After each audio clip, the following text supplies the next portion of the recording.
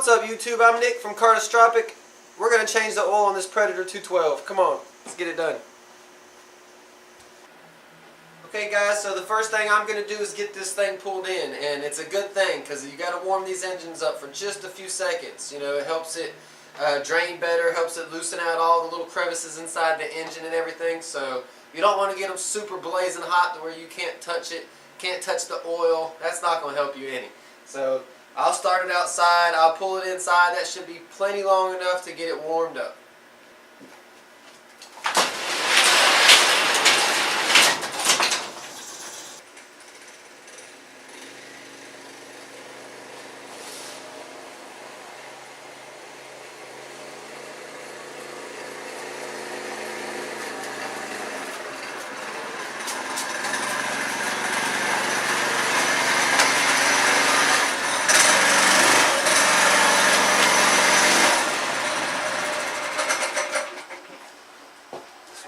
Get my pit finished.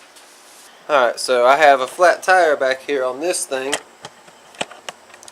Not sure why that is, but that one's flat and then I fell off. I had to stop prematurely from coming all the way in because that's why I want to get my little pit finished there. So let's go ahead and pull this the rest of the way in here. I notice I got these boxes on here. These are for my other job I do. So I don't mind these. I just figured since I was coming in here I would bring them in. Kill two birds with one stone. Now that we've got all the weight out.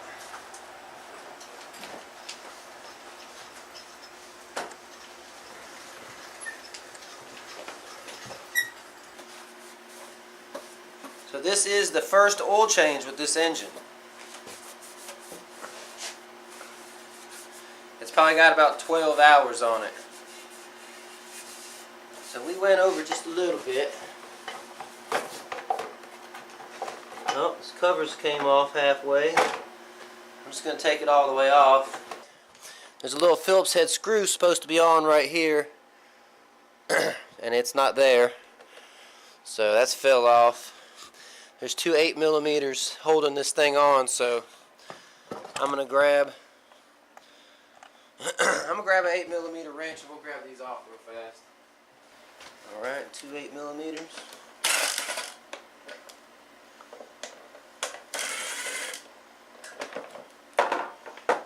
The belt still looks brand new. For those people complaining about belts, look at this one. This thing looks brand new. And my old lady drives this with two kids in it. 4-year-old and a 7-year-old. And that looks pretty good. Alright guys, this is the standard 212 Predator. This is the Hemi. They do make one that's the non-Hemi. I prefer the Hemis when I'm leaving them completely stock, or if I'm just doing exhaust or intake and maybe jetting the carb, then I'll also do a Hemi. But if I'm going to replace any flywheels or internals, you know, then you're going to want to go with the non-Hemi combustion unit. It still has the governor in it. I do have a little zip tie on the spring on the governor return arm. And it does a whole lot on these carts compared to without it. So that spring on the governor arm does just plenty for me. I leave my governors in here. I like it. It starts the motor easily. You know, that thing's very reliable with the governor in there. I'm going to keep it that way. My kids and my old lady drive this cart. That's how it's going to stay. Alright? With that in mind, let's get to the oil change. This thing has a bolt that's covered up by this jack shaft unit, so you can't get to it to do the oil change. You're going to have to remove the motor. Now, there is one in the front also, and it will drain perfectly. So I'm going to look into that. Not all carts are going to be able to do that, but I'm going to try to do that with this cart. I'm also going to go ahead and remove it to show you how easily it is to remove.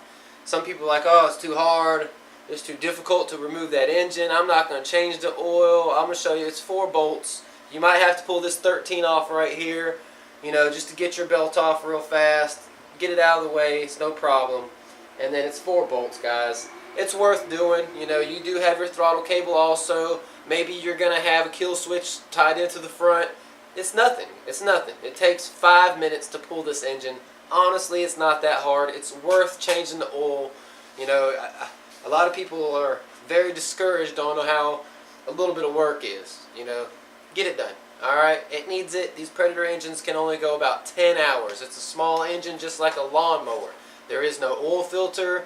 There's no filter system in this thing. You know, every 10 hours it needs to be changed. So let's go ahead and knock this thing out, and I'll show you how easy it is. Alright, you got that bolt right there in front of the engine. So there is a good little way to drain this, but it's going to hit that cross member bar, and it's going to get everything really dirty, and I'm not going to do that. I'm going to go ahead and pull the engine. First thing I'm going to do is remove this wiring out of the front of the engine here. This is for the kill switch. I do have an 8mm bolt that I'm going to have to remove off of here. Show that to you guys real fast. You can see it right there. I put a little eyelet on there and put an 8mm bolt for the ground. So next, after that, I'm going to remove the 13mm off this front pulley. Alright. Just keep this unit together. That way you don't get confused. It does have a flat-sided area here that you need to put back together on the front. So just keep it put together so you don't get confused. Alright. Next you're going to take the belt off. Save your little brass fitting here. This is what the belt slides on while it's idling. Okay. After that, I'm going to pull my internal piece off with all. It's only one washer on this, so I have to remember there's only one washer. I'm going to go ahead and set these probably in, well, I'll set them with the rest of it. Now to pull this engine, it's going to require these two bolts coming out. I'm going to use my 13. Alright. Once you get this little cover plate off here, this plate only holds the cover. So honestly, I don't need this plate on here. But if I'm going to use a cover, the plate has to be on there. So, alright. We've got our two bolts off. I'm going to go ahead and stick them back in. So let's go ahead and pull this engine off.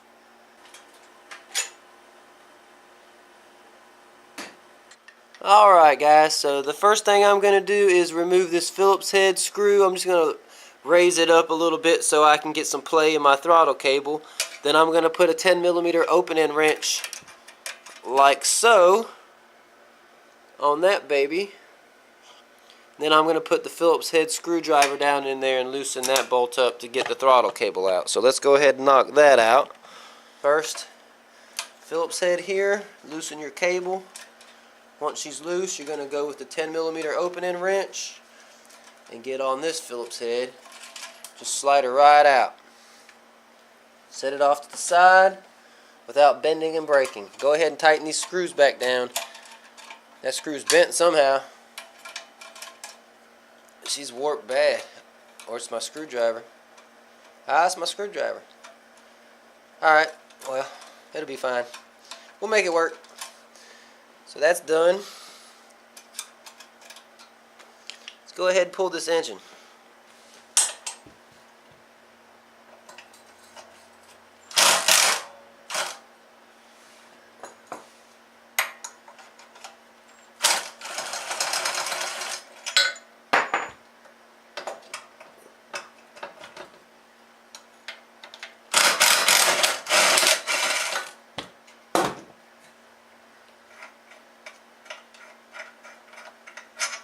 Alright, so we got the two rear bolts off.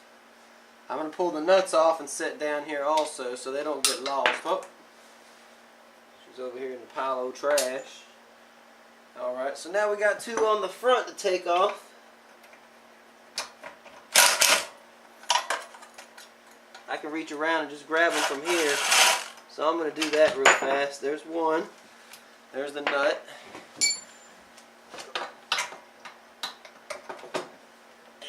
Front.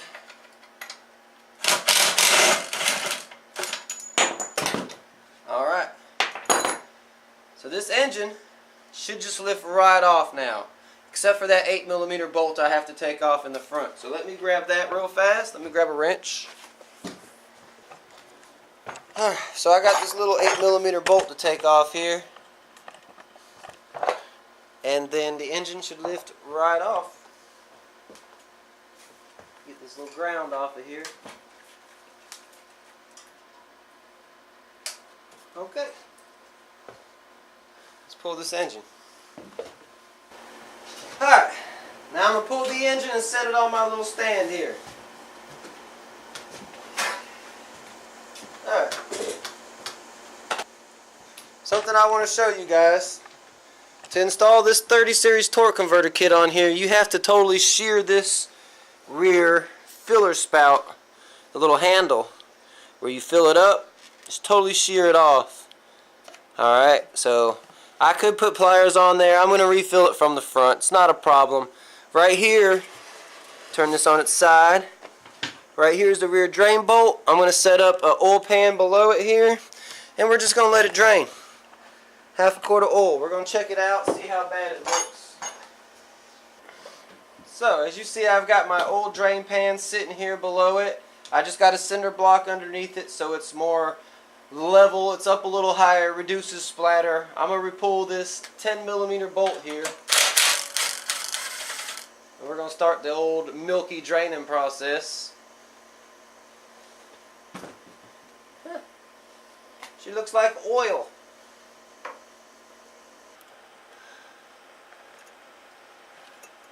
Looks like you'll see a little sparkle every once in a while, but I don't see it on my end really. But yeah, that's what she looks like.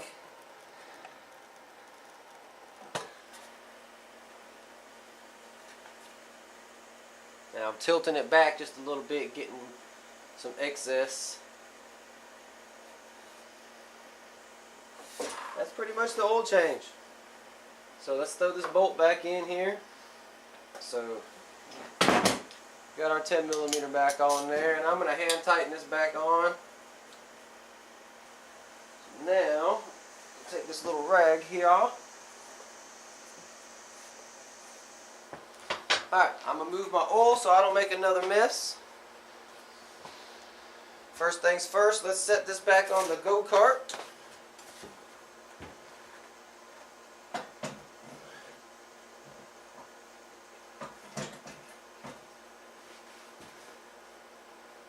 Okay, I'm going to go ahead and reinstall this throttle first, so let me grab my Phillips head and my 10mm open end wrench.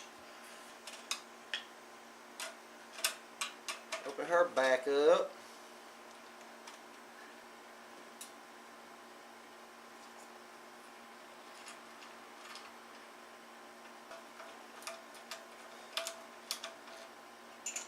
Alright, let's throw our intake back on.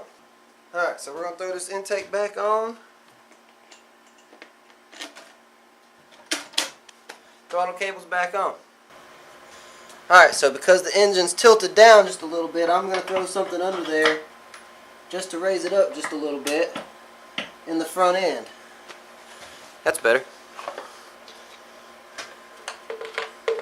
Throw my little funnel in there.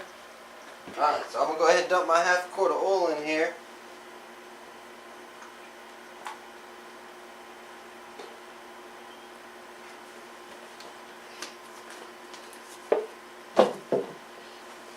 Grab this towel.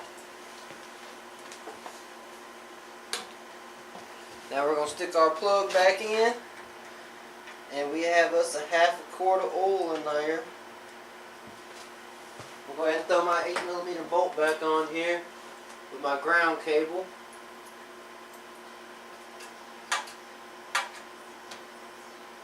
Alright, we got our ground cable back on. Now I'm going to go ahead and hook up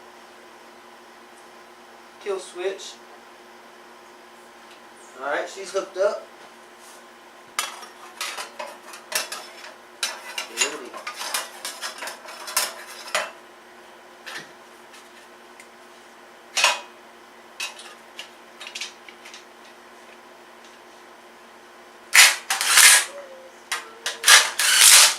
Alright. Now I'm going to start putting these bolts for the engine back in.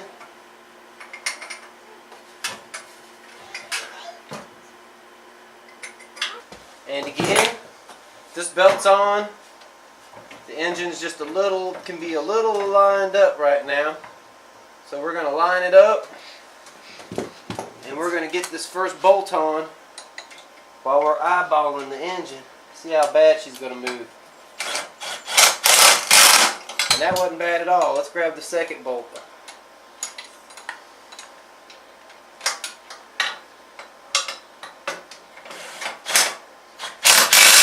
Alright, so we got the rear two snug. We're going to grab the front two, then tighten all four back down.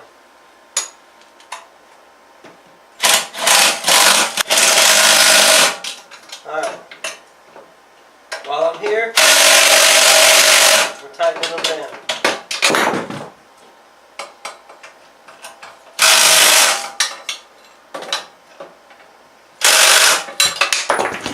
Alright, now I'm going to throw my washer on.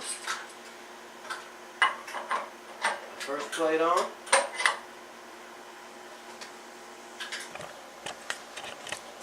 Alright, so let's put this belt on.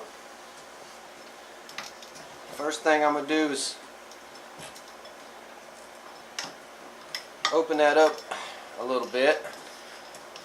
Shove the belt in there. Throw it on like so.